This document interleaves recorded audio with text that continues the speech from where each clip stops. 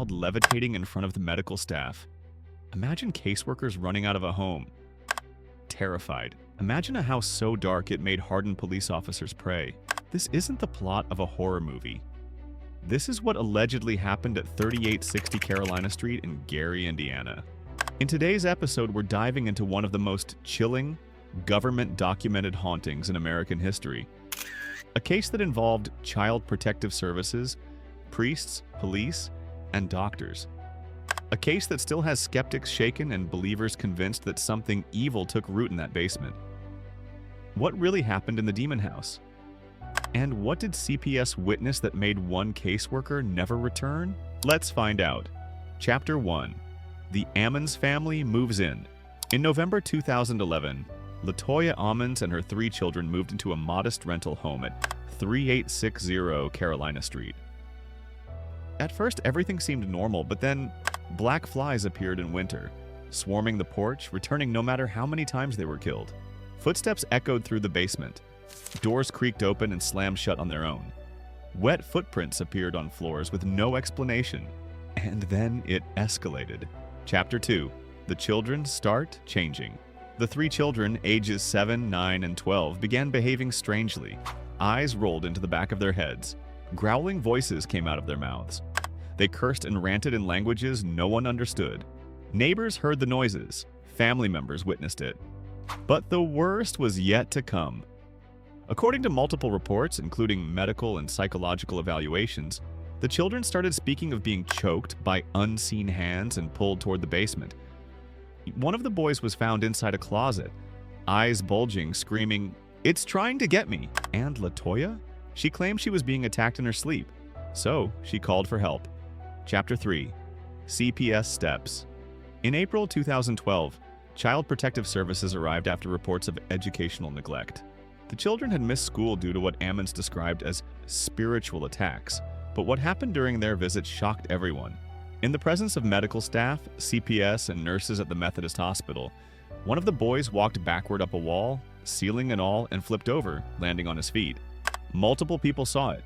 A medical report confirmed it, and CPS investigator Valerie Washington, who initially dismissed the case as parental delusion, became physically ill during the investigation. She later said, "I'm a believer now." Chapter 4.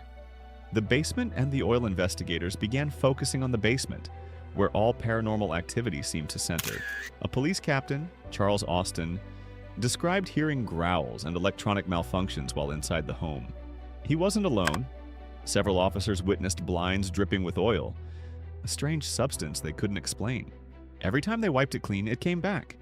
An official photo taken in the basement allegedly showed a shadowy figure peering from the staircase. Paranormal teams set up recorders, only to have their batteries drained within seconds. And the smell? Sulfur. Every demonologist's red flag. Chapter 5. The Exorcism. After exhausting all other options, the Ammons family turned to the church. That's when Father Michael Magano entered the picture. Over several months, he conducted interviews with the family, prayers of deliverance. 3 separate exorcisms. During one exorcism, Latoya convulsed and passed out. Her voice changed, and Father Magano said he could feel a presence resisting every word he prayed. This wasn't a case of mental illness, he claimed. This was spiritual warfare. Chapter 6. The Aftermath. House sold and destroyed. The family moved, the attack stopped, the home changed owners. And in 2014, Zak Bagans of Ghostadventures fame bought the property after hearing the rumors. He filmed a documentary titled Demon House, but refused to release certain footage, claiming it was too disturbing. Shortly after filming, Bagans demolished the house, saying he feared what it might do to others. The lot remains empty. Even today, neighbors refuse to step foot near it. Chapter 7. Theories. Mental illness, mass hysteria, or real possession. When a story this terrifying hits the mainstream, theories follow like shadows. Skeptics were quick to suggest a psychological explanation.